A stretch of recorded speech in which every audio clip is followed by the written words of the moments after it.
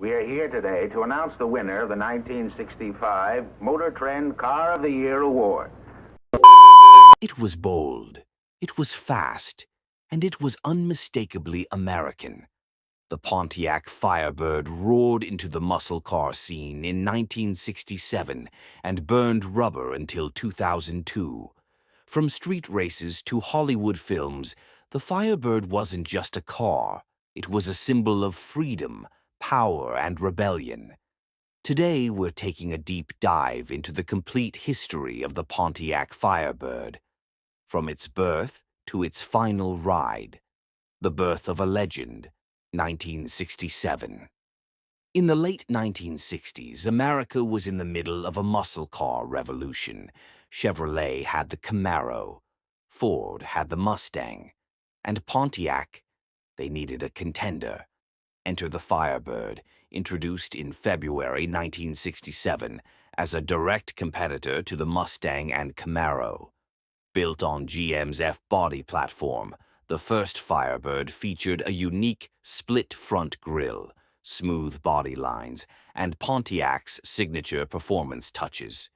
The first generation, 1967 to 1969, the first-gen Firebird came in 5 different engine options, from a tame 3.8-liter inline 6 to a 6.6-liter V8.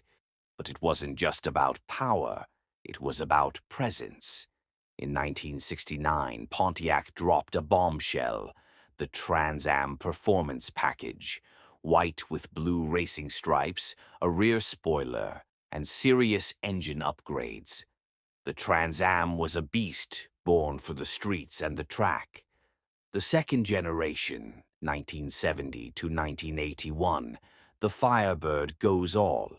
In 1970, brought a whole new design, sleeker, longer, and more aggressive.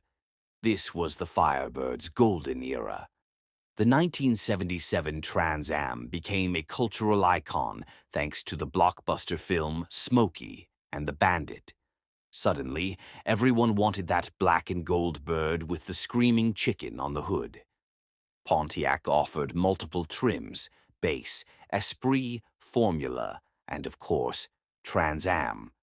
With V8s ranging up to 455 cubic inches, this wasn't just a car, it was a statement.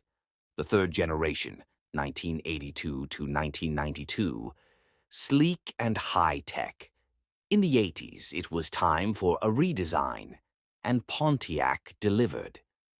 The third-gen Firebird was lighter, more aerodynamic, and featured pop-up headlights and digital dashboards. This was the era of Knight Rider and high-tech muscle. The Firebird Trans Am became a futuristic favorite. New engines like the LB9 5.0-liter V8 brought decent power, while GM focused on fuel efficiency without sacrificing thrill. The final generation, 1993 to 2000 to 1993, brought us the fourth and final generation. The Firebird got smoother curves, better aerodynamics, and, finally, the legendary LS1V8. By 1998, the Trans Am WS6 package was pumping out 320 horsepower. It was fast, loud, and it meant business. Yet, despite its popularity, the Firebird's days were numbered. By 2002, Pontiac pulled the plug. The final Firebird rolled off the line in Quebec, Canada, and an era came to an end. Firebird engines and performance breakdown. Over the decades, the Firebird saw some legendary engines. 230 cubic inch inline 6 early models, 350, 400, and 455 V8S in the 60s and 70s, turbocharged 4.9-liter V8 in the 2380, 1980 Turbo Trans Am, the 5.7-liter LS1V8, the most powerful stock engine in Firebird history. Whether it was street cruising or track burning, the Firebird always brought the heat. Cultural impact and legacy. The Firebird was more than a car, it was a pop culture icon. From Burt Reynolds behind the wheel in Smokey and the Bandit to the futuristic Kit in Knight Rider, the Firebird was everywhere. Collectors still treasure these machines. Car shows around the country showcase restored Trans Ams with pride. And even today, fans still dream of a Firebird comeback. The end of the road. When Pontiac shut down the Firebird in 2002, it marked the end of a 35-year journey.